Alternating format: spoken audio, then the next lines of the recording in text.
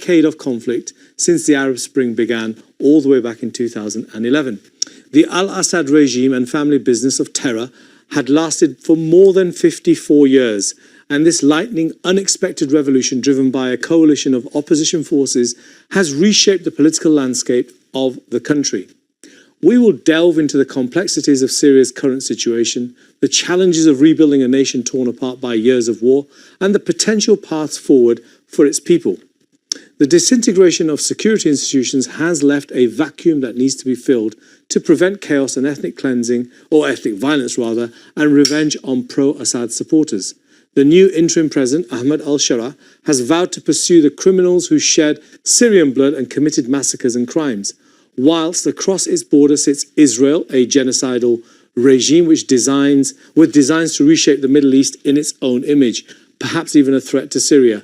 Maybe millions of Syrians are displaced, and there is an urgent need for humanitarian aid and rebuilding infrastructure. The Syrian people and government also need sanctions to be lifted.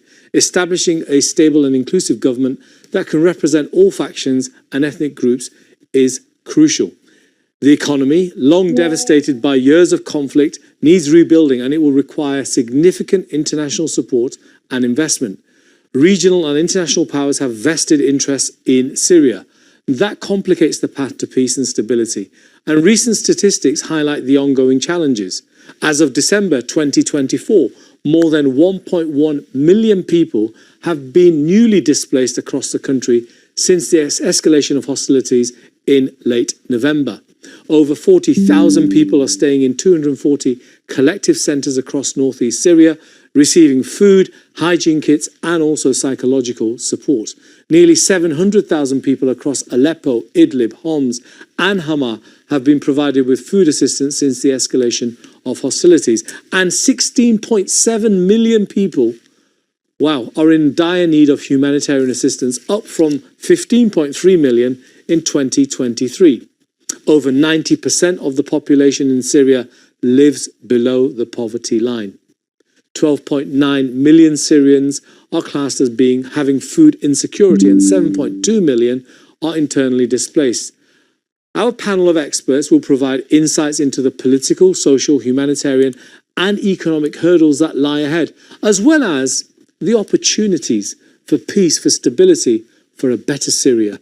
Joining us today is Dr. Munzer Eid al-Zamukani, author of Syria from Revolution Below to Holy War. Fadl Moghrabi, the founder of the Syrian-British Consortium. Charles Lawley, the Action for Humanity and Syria Relief representative. And also Duna Haj Ahmed, the Syrian journalist and human rights activist. Joining me online is Dr. Nizar Tome, the Syrian political activist. Welcome to you all today. Let me start off with you, Munzer. You wrote a book about the revolution, and you mentioned the different phases that it went through, from a peaceful, people-led revolution to an armed insurrection within the country, and then obviously international players taking a huge part. That's now history, and your book is obviously very, very weighty in that sense. In terms of moving forward, the challenges that I've said, the statistics that I've read out, is enough to actually shudder somebody and think, how on earth is Syria going to achieve this? What's your hope in terms of what takes place next? Thank you very much. Actually, it's a very complicated process. There is hard and difficult days coming ahead. But first of all, we have spoken about phases of revolution. We have phases of victory and stability. And we passed the phase of victory. We achieved victory. Assad regime for no way to return back. Syrian people had achieved victory. Now we're moving forward towards stability. Law and order. We have to start from law and order. I think the new government has to have its full control on the whole country. Of course, there is, as you can see, there is now the Kurdish militias, northern east country. There is lots of problems going in some parts of the country. So the first things, the government, I'm speaking now politically, because we cannot achieve any economic or any social or any food security without making security. is achieved. So we have to achieve security through stability and law and order. Okay. We have to have law and order so the process can start in terms of in economy, social, rebuild the country. This is very, very important to start from there. Okay. Fadl Moghrabi, to you. Dr. Munzar said law and order. But I put it to you, when you have the country still fragmented, he mentioned the Kurds who are occupying large swathes of Syria, have got their own infrastructure, their own perhaps government in there. You've also got the Israeli occupation of Syrian Golan Heights, and also more of Syria since November. Do you believe that law and order itself will give Syrians the hope they need, or is this a little bit more, for example, needing more outside players to take a more active role within your country? Hans, thank you for taking the opportunity. I'm really glad to participate in that debate. It's a very important question, really. Thank you very much for bringing that question to me. Yes, by all means, Syria has been fragmented to the start. The previous regime has divided the country into loyal and opposition. That is in the simple term, but certainly there is a lot of other player as well, which is the Kurdish player. And the Kurdish player, unfortunately, I wish they are calling Kurdish. SDF is all driven by the PKK, and the PKK, we all know that they are a terrorist organization, even has been labeled terrorist organization by the UK government, by the USA as well. And I'm very really surprised that the US has been using this terrorist organization to stabilize the eastern part of the country on terms of fighting Daesh. In fact, now the new government and the leadership with Ahmed Shara has already met with a lot of representatives from the Western government, including UK, European Parliament, and also from the US themselves. And he already has offered them that we are able really to control the security and the stability of the country, providing that you are giving us as well some help, some support, and especially support with the negotiation with the SDF. Because we all know that the SDF are not really, most of them are foreigner fighters, they not belong to Syria anyway, and they don't need to be in Syria. And that's why the Turkish government has been always really careful about SDF collaboration with the American. And the Turkish has been always very sensitive about this issue. So surely if the new US government now, led by President Trump, is able to withdraw some of the support to the SDF and tell them that's it. He already declared that before. We heard that from himself declaring during the primaries, when he was in preparation for his election. He said that SDF are not angels, and they are even worse than Daesh. And he's prepared actually to pull away some of the support, because the old support, it was like a business support in regard to control Daesh. And now if the new government, led by Ahmed Shara, is able to control Daesh and to make sure that Daesh is not going to come back on the scene, surely SDF has got no justification to stay.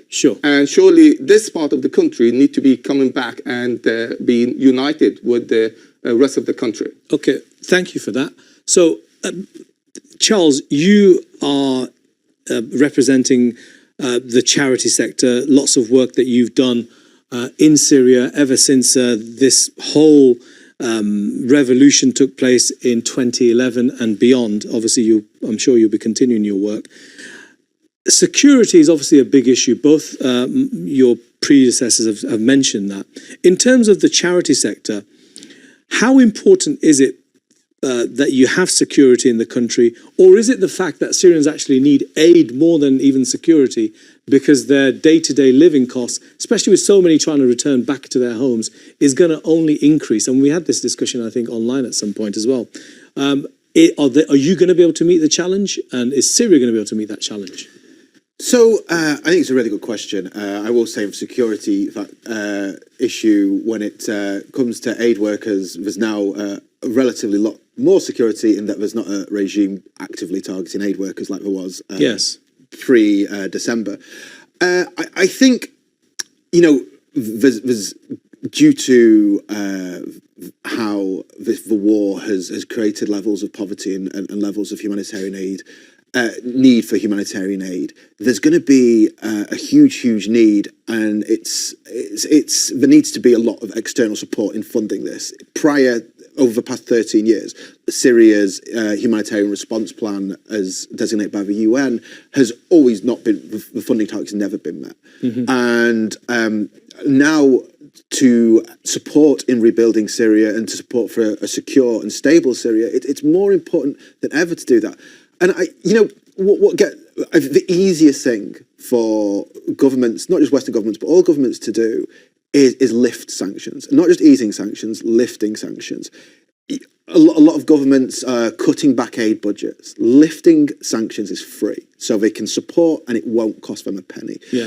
And it is, again, it's important to differentiate between easing and lifting sanctions, because there's always been exemptions to humanitarian sanctions, but it's made a little difference.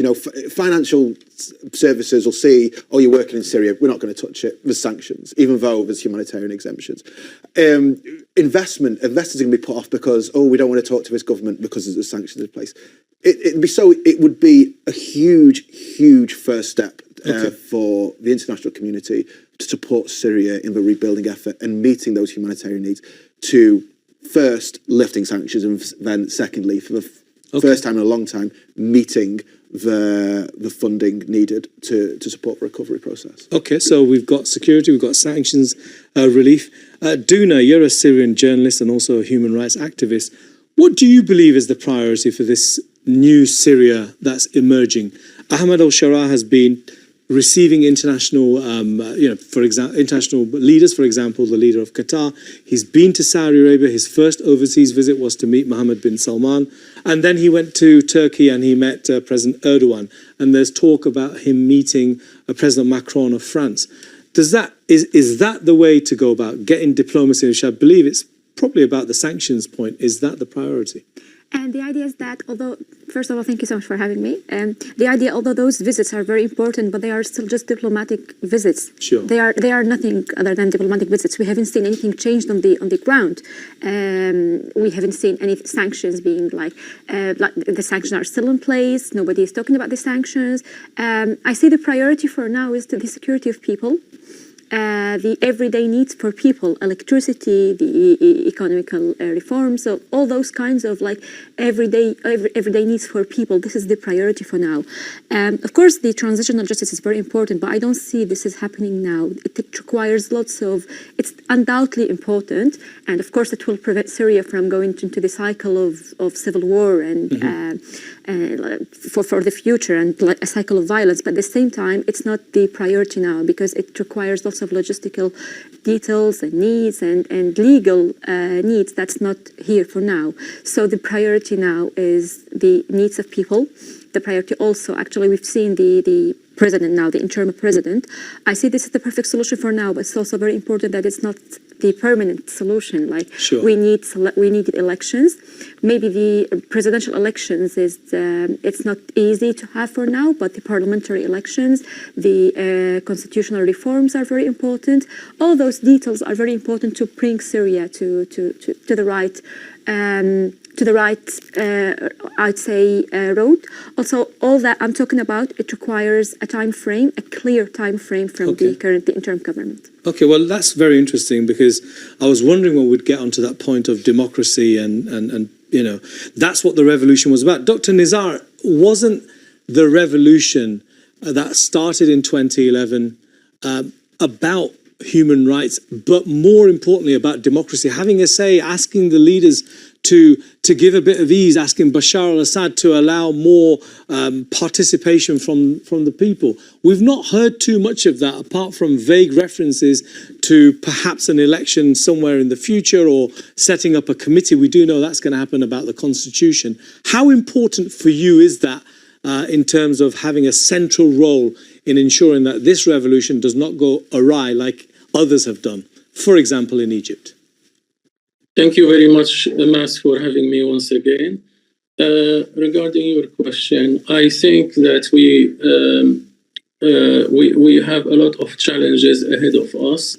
So I don't think this is a worry about democracy. The main worry now is that we cannot do proper election. Half of the population have been either internally misdisplaced or they are outside refugees in different countries, including Turkey, Jordan, Lebanon, and Europe mainly. So in order to do a proper and correct election, you need to do a proper census, basically, to count the population. And in our case, half of the population is outside or internally misdisplaced. So this can't be actually done straightforward. We do really need time to make it properly.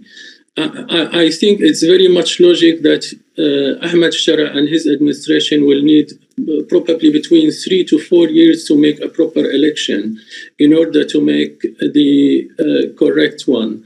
I don't think the constitution is priority now.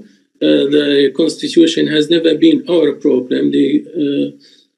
Our problem was the injustice, the misuse of the constitution. Basically by the old regime of Assad and who ran away. So the injustice, the democracy. So I think the administration of Ahmed Shara has achieved already, has progressed very well and has achieved many goals. So if I tell you a few numbers, for example, on the 8th of December 24, the $1 was 17,500 Syrian lira. On a month later, on 8th of January 25, $1 was 11,600. That's about 40% less. Yes. So it has the lira has improved by about 40%. Nowadays, $1 is equal to 9,500 lira. So there is constant improvement. It's almost actually dropped by half $1. It means the lira has improved by almost 50%. Yeah. This is significant improvement in only 2 months or even just few days, less than 2 months. Also diplomatically, we can see that already Ahmed Shara has visited Saudi Arabia and Turkey. We have received a visit from the Emir of Qatar, Sheikh Tamim bin Hamad. Already Asad al-Shaybani has attended Davos. Damascus has been the first, the station of visit from many foreign ministers, including Germany, France, Spain, Italy, many European countries, in addition to Arabic countries. Okay. So I think they have really achieved. I know we have actually huge challenges lies ahead of us. But I am very much optimistic because we are on the right pathway. Okay. I know they mentioned security and the human needs of our people, our population. These are number one. Also, in uniting the country and the liberation of the northeast of Syria is also one of the most important priority. Okay, I'll stop you there. Thank you, Dr. Nizar. Dr. Munzer, lots of talk about all the different challenges that Syria face and what the priorities should be. I think most of them people would support and say absolutely correct. But is Syria actually going to be a different entity to what it was for so many years since its independence in 1946? And do you believe that there's enough of a unity amongst Syrians? And by that, I mean also the minorities, the Shia, the Alawites, and others. Obviously, Alawites played a key role in the previous regime. And the need for the Sunni majority to get justice, for example, for the atrocities that were committed for so many years. Absolutely. I think we have a problem here underestimating the achievement. It's not just changing the regime, what happened in Syria. Syria went into a social revolution, not just political revolution. There's a social revolution. There is going to be a lots of things to be changed in the country. The social from the minorities who was taking control, minorities was allying the Assad, now they will be marginalized, like particularly. But for the time being, in the future, of course, they will be like one country.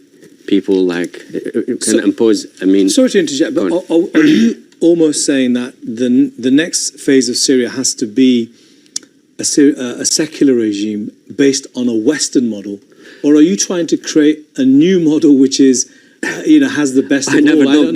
Don't put word in my mouth. I didn't say any secular. I don't believe in secularism myself. Okay. I don't even believe in the democracy of the West. Sure.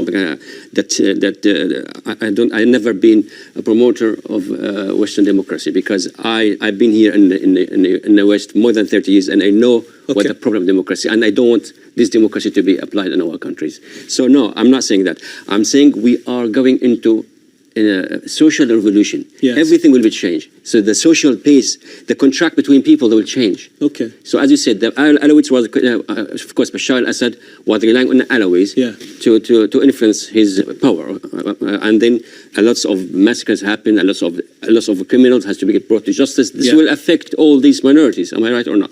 So now we've got, for instance, the Druze. Till now, they don't want to give allegiance to the new government. No. So there's a problem. So how come, as I said, from my first step, law and order, everyone has to submit.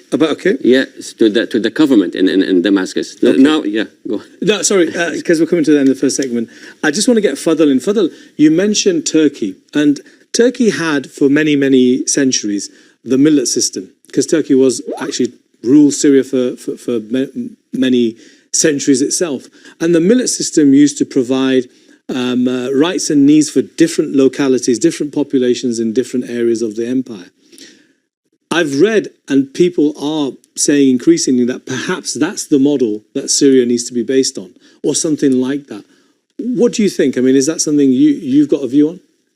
Well, I don't think that Syria has similarity to any neighbor country or even any other country in the world. Yeah. Syria has a unique population, which is, we used to live, all of us, under harmony and really citizenship without any problem at all. Yeah. If we look at before Assad, that the population has been always really in so much agreement and harmony. Even if you look at the previous presidents, we have a president from Christian minority. Yeah. We have a president from Muslim minority. We have even president at some stage from Kurdish minority. Yes. So that's not the problem, is the minority issue.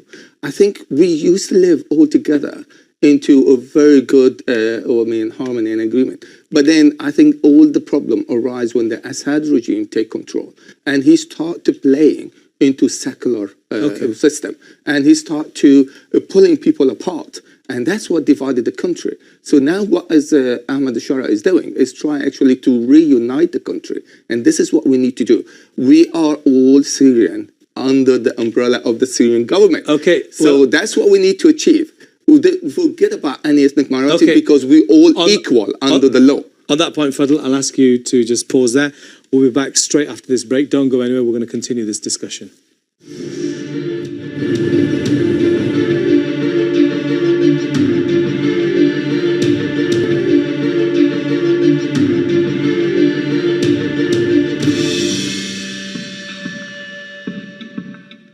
Welcome back to the debate. I'm your host, Maz Patel, and today's topic is Syria's path forward, what lies ahead and how to get there. With me in the studio is Dr. Munzar Eid Al-Zamalkani, an author, wrote a book, Syria from Revolution from Below to Holy War. Fadl Moghrabi, the founder of the Syrian-British Consortium. We've got Charles Lawley, the Action for Humanitarian Syria Relief Charity humanitarian worker. Duna Haj Ahmed, a Syrian journalist and human rights activist. And online we've got Dr. Nizar Tobe, a Syrian political activist. Duna, we just heard before the break a discussion about the various systems. Do you believe that Syria needs a system, because you're a human rights activist, needs a system modelled on perhaps the West, or is it something that they need to look at more locally? What's going to work? Because what system do you believe is going to guarantee the rights of Syrians from all backgrounds, of all creeds, and of all nationalities, I suppose? Okay, thank you so much for raising the question. Dr. Munzer previously said something very interesting. He said that our problem was not the constitution, it's about the application of the constitution. So the same here, it's not about the system, it's about the application of the system. Of course, also, I do believe that Syria is very unique. The context of Syria is very unique, so we can't just bring, actually, we can never bring to any place like a scenario and apply it in other part of the world. No, it's not happening. Also, we've had the revolution. The revolution also, actually, I don't believe it started in 2011. It started way before in Syria. Everything in Syria was leading to the revolution. We have done all that, so we need to hear from the people. So we need to hear what people in Syria want, what people in Syria want to see happening in Syria, which kind of constitution, which kind of system. We need to hear from the people, and that's why we are urging now for like a constitutional reform. We want the parliamentary elections. Those are the steps which will lead to the presidential elections and which will lead to the stability of Syria right now. Okay, Dr. Nizar. When we spoke previously, when the revolution was taking place in December, I asked you whether an election to elect Ahmed al-Sharaa, whoever it is the most important priority, and you said no, and you've repeated the point today saying that's not the important thing. But I press you on the system. What system is going to work for Syria? You must have thought of this. You've had 14 years as Syrians to think about, well, actually, this is what's going to work. And it's either going to be based on secular values, and I bring that back into the discussion, or it's going to be based on perhaps Islamic values. What is the priority in terms of where the value system comes from for you? Obviously, many debates and discussions have happened in the last 14 years among us as revolutionists. I think the most people, most revolutionists have agreed that what we wanted is a democratic country. This is what we wanted. Obviously, the election will not happen now, but this is what we are hoping for. You said so. Basically, I think this is if we work. Secular will not work with us because there is no point of replacing secular regime, which was Assad was actually a bright example of secular regime with another secular regime. But Dr. Nizar, can I interject and ask you then, can democracy and a non-secular regime or non-secular constitution, for example, based on Islam, can both of them work? Where are you going to take the example from? Is it Turkey, for example, in the north? Is that your example? No, actually, Turkey is not our example. Okay. Our example actually is, for example, one is the UK is non-secular and it is democratic. The US is non-secular and it is democratic. Many other European countries, not France. France actually is secular. We don't want secular. We want because our religion is Islam. Most people, 85% of our population is Muslim. So we do want Islam to play part of our daily life. We do want Islam to play part of our constitution. Okay. Islam is very important to our values. We take basically all our values. It comes from Islam. Okay, Dr. Nizar, I'll ask you to just pause your thought there. I'll come straight back to you. Dr. Munzer, you took umbrage with me when I mentioned the word secularism. Yes. You've just heard Dr. Nizar talking about Islam being a central pillar of what takes place next. And obviously Syrians in the main follow the Islamic faith. But the West does not want any form of Islamic or orientated government that goes, which is based on the principles, perhaps, yes, that's acceptable, but to actually follow, for example, the Sharia, that's where they have a real problem. What are you going to do about that? I'm not sure why the West having a problem with having a Sharia law. So in Syria or any Islamic, we are Muslims. We want Sharia law to rule us. So what's the problem? Do hear people interfere what the people in the UK want to be ruled under? So no one. So why this interfere? But Dr. Munzer, when Sharia law comes up in the context of this country and the discussion that takes place, or in the West, it's about the application of, for example, capital punishment. It's about the rights of women. It's about the rights of minorities, for example, having to, in their eyes, pay a jizya, for example. Are you going to have an updated model? What's the... I tell you something. Here, this is not an Islamic country. We speak about Muslim country. Like the vast majority of Syrians are Muslim countries. So, Yes. so there is no comparison between the UK and Syria or any Islamic country in the region. So as Dr. Nizar is saying, we've got our values. So we don't want anyone to lecture us to what we have to be ruled under. So we've got our values. Islam is comprehensive and can be, I'm sure, gradually with the implication of the rules of Sharia law. I'm not scared to. I am a doctor. I've taken from a good university in the UK, and I'm telling you, I love to have the Sharia law in my country. Okay, that's and interesting. I'm not shy of that. Okay. Because I feel secure. This is our religion. This is our values. But I never ask to have Sharia law in the UK. Because I respect the UK, I respect the people of the UK, but this is my country. I want to go back to my country. I want to see Sharia law in place. Okay, Fadl, the West has an anathema to Sharia. Do you believe people like Macron and Starmer in this country or Trump in America is going to lift sanctions against Syria if it's going to pursue a future where Syrians will be ruled by a form of Sharia law? Do you believe that's a realistic possibility? Because many would say, actually, that's not what they'll be supporting, and certainly not what those who are in power, parliamentarians, whoever it is, opinion formers, will be definitely saying that this is not what we are going to be able to support. Well, let me just be clear about this. We haven't actually even introduced Sharia law in the meantime. But what is being proposed, Sure. that we are going to reform our institution to be compatible with our ethnic minorities, with the population. But Fadl, Duma said earlier that the problem wasn't the constitution, it was the application. The application of the constitution. So are you saying you've got something there that you can... But then the new government now is looking forward really to apply the law and to apply the constitution. Okay. So when we stick to the law, when everybody is under the umbrella of the law, has to behave and has to be, living as a full right of citizenship, and he is even open up to practice any religion he wants. It's not the problem is the religion. The problem is to apply the law and to be everybody equal under the law.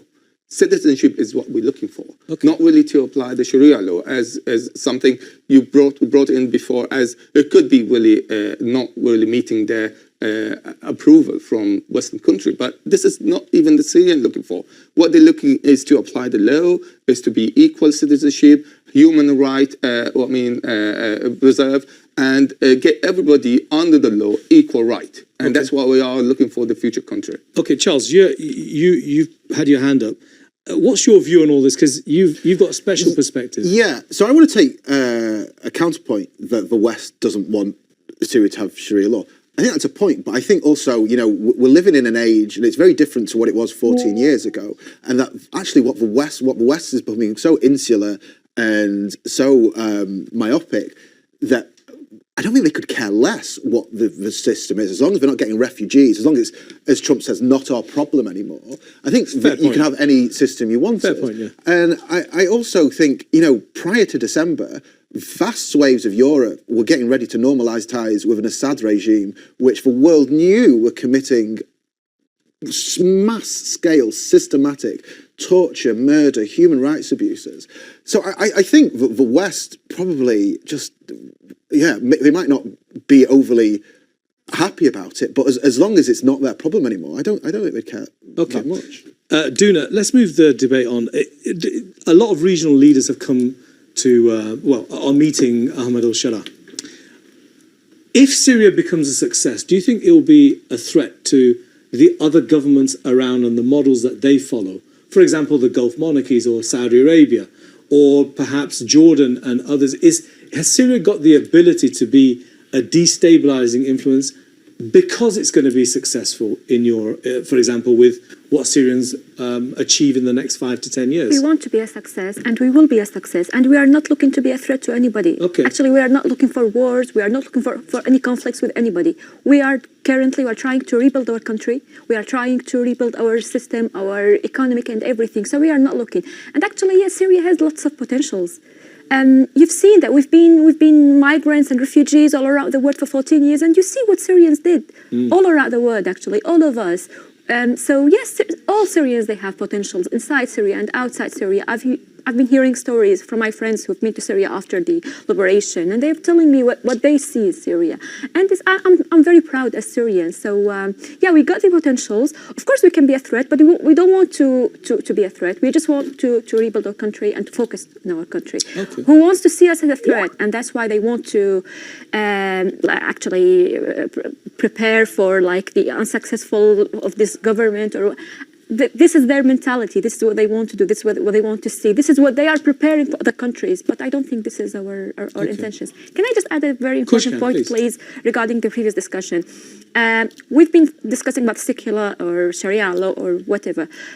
You mentioned France. France is a secular government, and this is the worst secular government we are looking for. So is it about the secular or Sharia law, or it's about the application of it? It's about having a constitution where we all, as citizens, under this constitution, under this law, protected, our rights are protected. We can. I'm Muslim Sunni from the majority. I hate to say majority, and I just consider it components of the Syrian community. Yeah. As a Syrian Sunni, which is supposed to be from the majority, I've been discriminated in my whole country. So the Sunni, who were the majority, we were not free to practice our prayers, or in the military system. When I heard stories from my father, my brothers, and my friends who went to do the military service, they go to prisons because they are caught praying. So we've been discriminated as Sunni, as majority in our own country. Okay, I was going to bring you back in, Dr. Nizar, but I saw a hand up by Dr. Munzer. Do you want to make a point? It's very important what you mentioned about the regional states. No dictatorship would see successful revolution as something happy for them. So all of them, they will feel now, even they try to be friend with Syria, all of them, they don't want our to be successful, because no one on earth would a dictatorship would welcome revolution from below. Yes. This is like it, because this is something against their identity. Mm-hmm. So now they look at Syria as a threat. They don't want it. Now Ahmad Sharaf, for instance, he came through a revolution. He is a stranger among the whole region, take the Arab region. And I'm afraid to back to the values of the West. Look, they said, America, that we promote democracy in the Middle East. We promote Britain. We always say we promote democracy, human rights.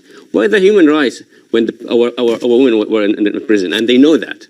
What about democracy? What their friends are dictators. Mm-hmm. All these dictators in the region are the friends of the West, are supported by the West. So where are the values? So this is hypocrisy. This is not democracy. It's hypocrisy, not democracy. Yeah, do not bring you in. I just need to.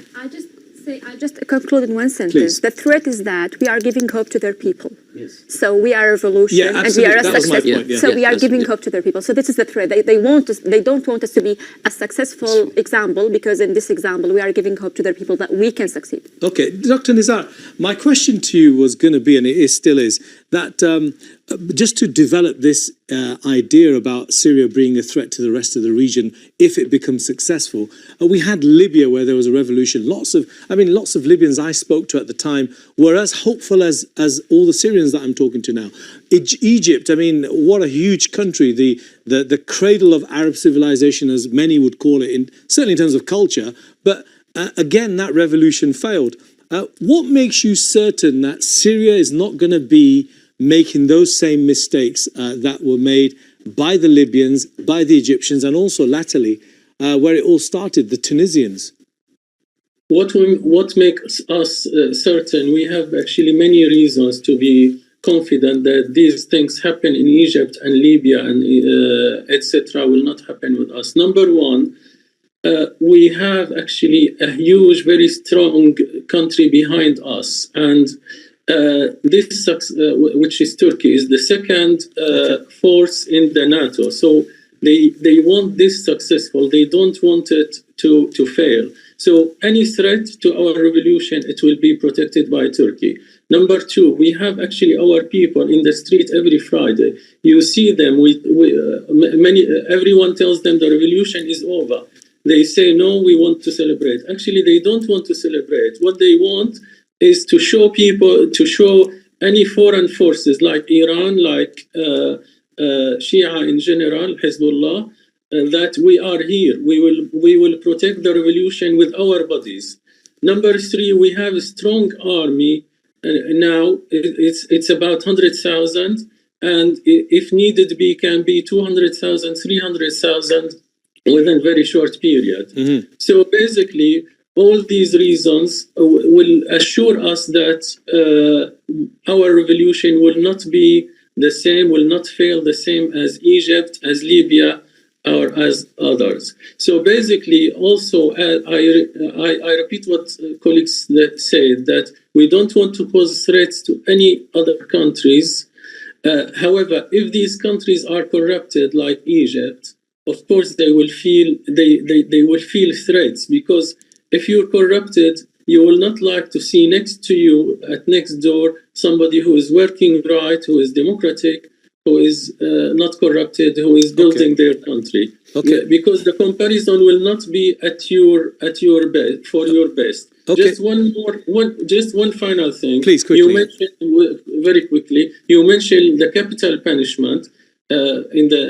Possibly in the Sharia law, the capital punishment is actually practiced in about half of the U.S. Half of the states are still practicing capital punishment. Nobody talks about the United States. Yeah. But when it comes to Sharia law, this is the hypocrisy, Dr. Munzer. Thank you, Nizar. Dr. Nizar, a point well made. Dr. Munzer, we're coming towards the end of the program. In terms of where Syria is going to be, say in 5 years' time or even 10 years' time, what's your ideal? Where do you say, right, in 10 years' time, if we have this debate again, where are you going to say, if we are here, we are successful? It can be a beacon for the Middle East. Okay.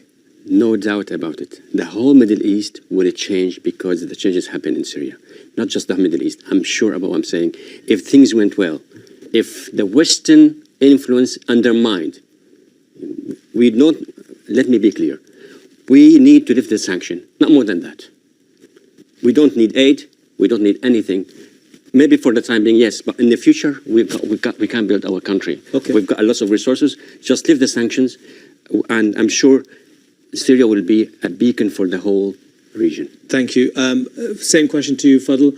Syria to be a beacon for the whole region, is that what you are looking for? Absolutely, absolutely, yes, it would be. And I can tell you, the Syrian has suffered a lot on the last 14 years, and they have paid the heaviest price ever. And they have got the determination, they've got the awareness, they've got the intellectual, they've got all the abilities. There is plenty of potentials for this population to rebuild themselves. And they will be able to rebuild themselves with the help of our Arab countries, with the help possible, with the less interference from the Western countries. I believe Syria will rise again and will rise ahead as maybe the best country on the Middle East. Well, that's the hope for everybody. Charles, I'm going to come to you right at the end. Duna, what's your hope? Tell me. Yeah, actually, I do agree with the gentleman. If just Syria left, like if they leave us without any conspiracy, if they leave us alone, and if they leave us to build our country by ourselves, I have no doubts that we'll see Syria like the beacon of the Middle East. And like, yeah, of course, we have lots of potentials. You see yourself what Syrians have done to do it. Okay. All that time. Dr. Nizar, tell me, 10 years' time, what's going to be your mark of success? I think already Syrians have proved themselves to be very successful all around the world. More than 6,000 doctors in Germany, and if they withdraw, the German health system may collapse. Already we have proved ourselves in businesses all around the world, in Turkey, etc. Most people, the discrimination against Syrians, it was mainly because of jealousy, because of their success. Yeah. So I am very much optimistic that in 10 years, we will achieve a lot of goals. Syria will be very much stabilized. Syria will be very much successful. Already we are achieving it will be rebuilt. Thank you, completely. Dr. Nizar. I'll have to stop you there. I need to get Charles in, but thank you for that. Charles, you're an aid worker, humanitarian. You've been providing aid to Syrians for many, many years. What's going to be the mark of your success? So, I mean, I've worked on what we call in the NGO sector, the Syrian crisis for 10 years and made hundreds of Syrian friends like Duna here. And, I'm really confident it's going to be a really positive transformation, because the Syrian people are, at the same time, optimistic, hopeful, but at the same time not complacent. And I think Would it be, sorry to interject, Yeah. that you guys don't have to do any work in Syria because Syrians are looking Inshallah. after themselves? It's like I would love to close down and Okay. like never do again. And I think we will get to it. And it just we're at that first stage now Okay. where you won't need the NGOs soon. Folks, I'm afraid that's all we've got time for. Listen, everybody hopes the best for Syria. They've endured so much over the last 15 years, perhaps even longer, 50 years, ever since their independence, when they freed themselves from the shackles of imperialism. That's my prayer and that's my hope, and let's see what happens. I'm sure we'll try and be here in 10 years' time to have that discussion again. Thank you very much.